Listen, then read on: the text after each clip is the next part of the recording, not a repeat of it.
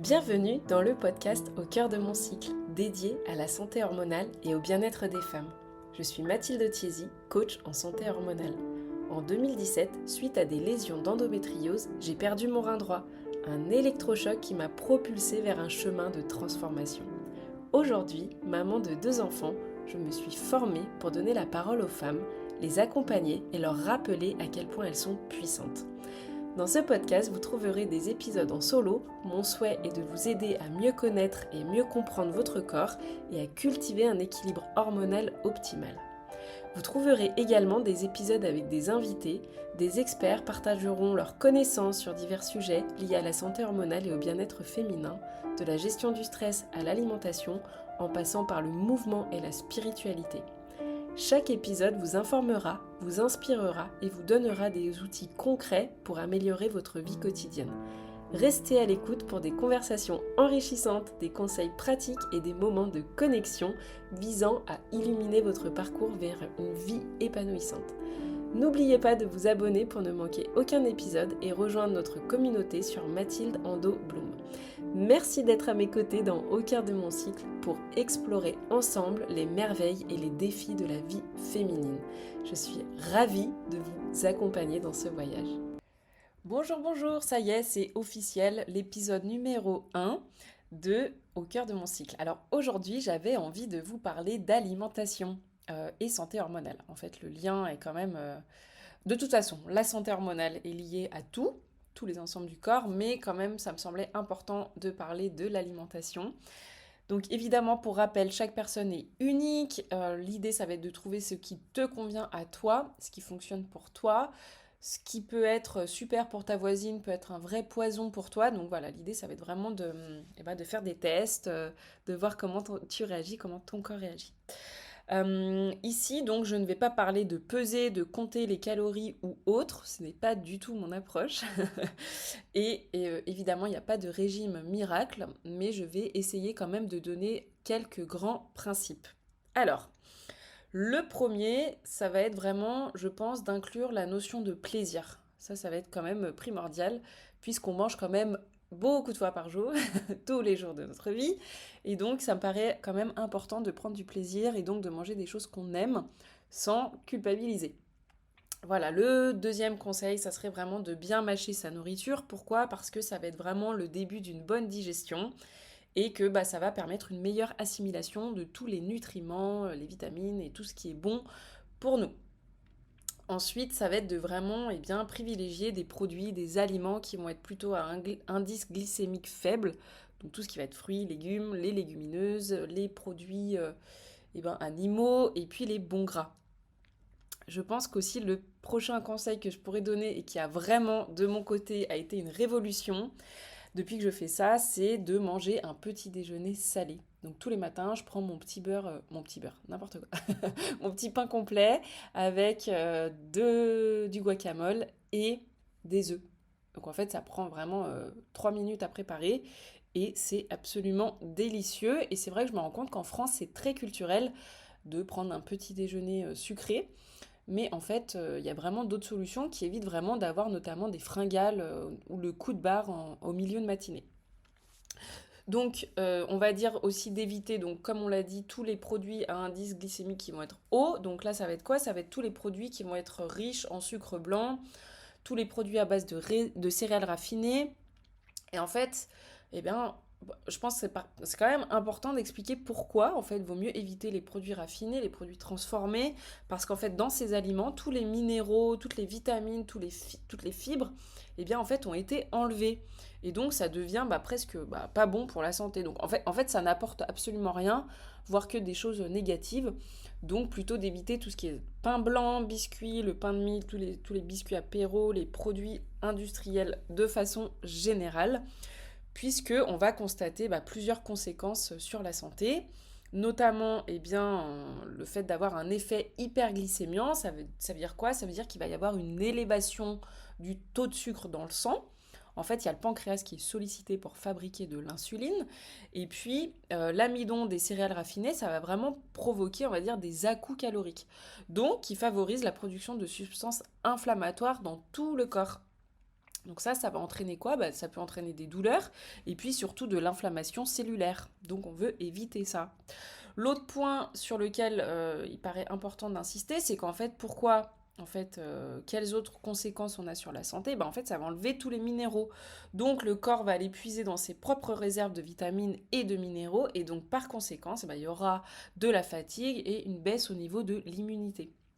Et enfin, le dernier point, ça va en fait réduire les fibres, alors que les fibres, permettent vraiment de réguler notamment le transit. Donc je vais vous donner quelques suggestions. L'idée, ça va être vraiment de consommer des céréales complètes, donc du blé ou de l'épeautre complet, du sarrasin, de la farine de châtaigne, de lin, coco, pois chiches, amandes. Il y en a quand même beaucoup qui existent, c'est juste qu'on n'a pas trop l'habitude de les utiliser. Donc on peut vraiment changer ça. Et puis de bien sûr éviter le sucre transformé. Donc là, faut savoir que le sucre blanc raffiné est souvent caché. Donc pourquoi pas apprendre à regarder les étiquettes. En sachant qu'il y a quand même quelques alternatives un peu plus, on va dire, naturelles. Par exemple, le sirop d'érable, qui à 100% est bio. Les fruits secs. Bon, après, ça a quand même un impact au niveau de la glycémie, mais quand même, c'est, on va dire, dans la pyramide, les moins pires. Faut savoir donc que le corps il va utiliser de l'insuline pour délivrer, on va dire, un flux régulier de glucose dans les cellules et donc que s'il y a des déséquilibres à ce niveau-là, il y aura des conséquences à court terme, donc une baisse d'énergie notamment, ça peut aussi entraîner des problèmes de sommeil et aussi à long terme, donc là de l'inflammation, par exemple aussi le syndrome des ovaires polykystiques. Donc, il faut quand même, voilà, plutôt éviter le sucre transformé. Et puis, pourquoi pas en profiter pour faire des bonnes, on va dire, des bonnes pâtisseries maison, sans sucre ajouté. Voilà, c'est des choses qui peuvent être très très bonnes. Par rapport aux produits laitiers, alors là, l'idée, ça va être vraiment de privilégier les produits laitiers qui vont être sans hormones ajoutées. Et puis voir comment son corps réagit. Voilà, voir comment le corps réagit si on les arrête, par exemple. Donc, faut faire quand même attention au lait de vache parce que en général, il y a quand même très souvent des hormones. Si les produits laitiers sont de qualité, que les vaches sont bien traitées, sont bien nourries, voilà, alors là, dans ce cas, il y aura des bienfaits. Par contre, c'est vrai que si c'est pasteurisé, stérilisé, dénaturé, en fait, ça va quand même détruire pas mal les probiotiques qu'il y a, les vitamines, les enzymes. Et donc là, on se retrouve avec un lait qui va être quand même beaucoup moins qualitatif. Et donc, pourquoi pas privilégier le lait de brebis, par exemple. Voilà, en tout cas, les produits laitiers, c'est toujours un sujet un peu controversé, mais je pense que ça vaut le coup de faire des tests. Voilà, d'essayer d'en prendre, d'arrêter et de voir comment notre corps réagit et notre digestion réagit. L'autre conseil, ça va être de bien s'hydrater avec de l'eau. Alors, évidemment, éviter les sodas et l'alcool, pour, on va dire, donc de l'eau pour bien drainer les toxines dans le sang et bien éliminer. Et au niveau de l'alcool, en fait, ça va vraiment entraîner une surcharge au niveau du foie et ça va aussi notamment entraîner un pic au niveau de la glycémie. Donc il y a vraiment, mais alors, zéro intérêt à boire de l'alcool si on veut prendre soin de ses hormones. Voilà, l'idée ensuite, ça va être vraiment de vous donner une assiette, un exemple d'assiette en fait qui va être vraiment amie des hormones entre guillemets. Donc là, on va penser à prendre vraiment la moitié de l'assiette avec des fruits, des légumes, donc qui soient crus. Alors ça, c'est un mélange entre cru et cuit. Donc cru ou cuit, comme base de l'assiette. Ça va être vraiment la base et pas l'accompagnement. Donc là, on peut penser à des légumes verts, on peut penser à des légumes racines tels que la carotte, la betterave, les navets, des légumes à feuilles comme la laitue, roquette, épinards, les légumes crucifères, donc là les choux, le chou kale, les brocolis, le chou en général, les légumes plutôt sucrés, la patate douce, la courge, et donc évidemment privilégier des aliments bio et de saison, et si possible produits de façon locale. Voilà, ensuite, on peut penser à avoir des céréales complètes parmi cette moitié d'assiette. L'idée, ça va être de faire un maximum une assiette colorée qui va être vraiment pleine de vitamines et de nutriments. J'aime bien l'appeler l'assiette arc-en-ciel. Ensuite, on va avoir donc un quart de bon gras. Donc là, on essaie d'avoir un bon rapport en oméga 3. Donc avocat, graines de citrouille, amandes, noix, huile de coco, huile d'olive de bonne qualité. Ensuite, un quart de protéines, que ce soit végétale ou animale. Donc végétal, ça peut être les lentilles, quinoa, les haricots. Et animal, là, de faire quand même attention à la qualité de la protéine, hein, donc plutôt des viandes nourries à l'herbe, bio, du poisson sauvage, des œufs de poule, mais qui sont voilà, en liberté, par exemple. Là, voilà, vous aurez vraiment une assiette, on va dire, plutôt idéale. Voilà, voilà. Qu'est-ce que je pourrais vous dire d'autre? Ça fait déjà pas mal d'informations.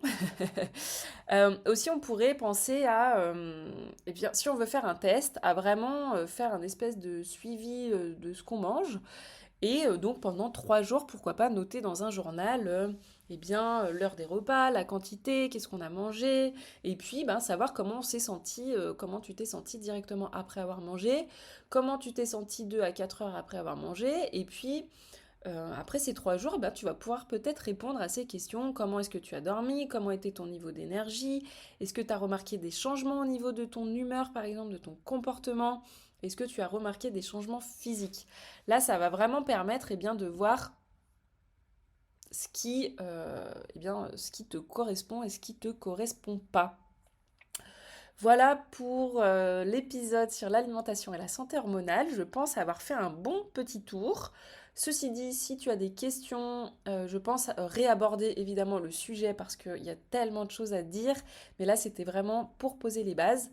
Donc, merci beaucoup de m'avoir écouté. Et n'hésite pas à me contacter si tu as la moindre question. Je serai ravie de te répondre. Je te remercie et je te retrouve très prochainement pour un nouvel épisode. Prends bien soin de toi et passe une bonne journée. À bientôt! Cet épisode est fini. Merci infiniment d'avoir rejoint cette aventure au cœur de la santé hormonale et du bien-être féminin. Ensemble, nous avons exploré les mystères et les défis de la vie féminine en mettant en lumière le pouvoir et la résilience qui résident en chacune d'entre nous. Je vous encourage à continuer à cultiver cet équilibre hormonal optimal, à écouter votre corps et à prendre soin de vous avec compassion et bienveillance. Rappelez-vous toujours que vous êtes votre meilleur allié dans ce voyage. N'hésitez pas à partager cet épisode à une femme qui pourrait être intéressée. Continuez à vous connecter avec notre communauté sur Mathilde Ando Bloom où vous trouverez des ressources supplémentaires, du soutien et des encouragements pour votre cheminement personnel. Je suis vraiment honorée de faire partie de votre parcours et reconnaissante de la confiance que vous m'avez accordée en me permettant de vous accompagner dans cette quête de santé et d'autonomie. À bientôt pour de nouveaux épisodes où nous continuerons à explorer ensemble les merveilles de la vie féminine.